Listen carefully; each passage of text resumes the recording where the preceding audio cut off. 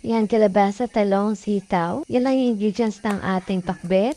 Shrimp nor cubes, kinisa, mix, sibuyas, bawang, and oyster sauce. Yan yung tilapia natin for prito. Ayan at linis ko na. Niready ko na rin yung pagprituhan at panggisa ng ating kulay. Yan na yung kanin natin, luto na.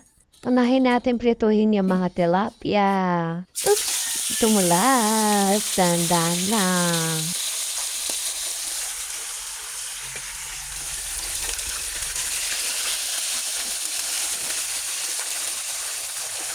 Tara at kisayin na natin yung ating bawang sibuyas.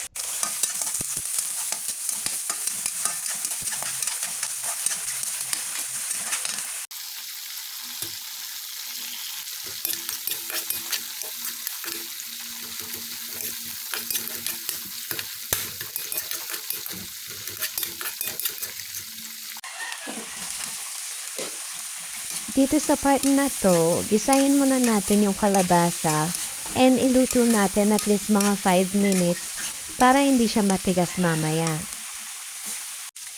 Ayan, after 5 minutes, isabay na natin yung ating mga sitaw kasi medyo matagal din silang maluto. Mga 5 minutes din natin iwan sa mahinang apoy.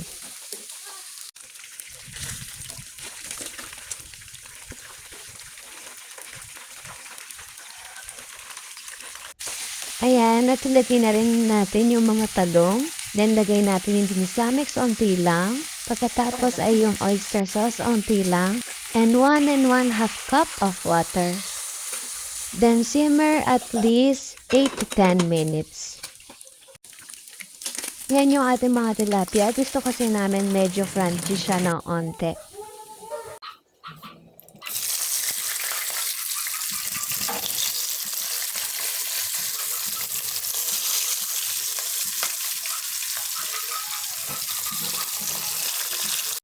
Ayan, after 6 minutes, tanggalin na natin yung takip and simmer pa natin ng mga 3 to 5 minutes.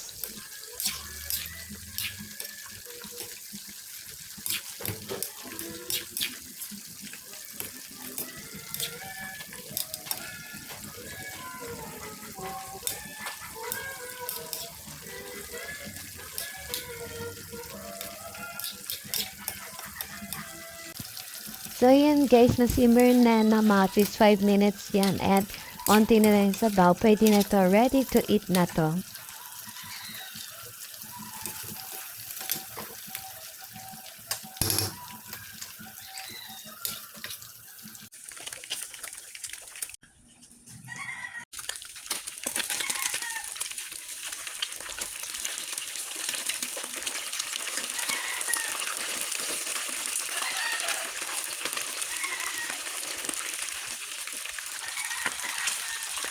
Luto na guys, tara kain na tayo!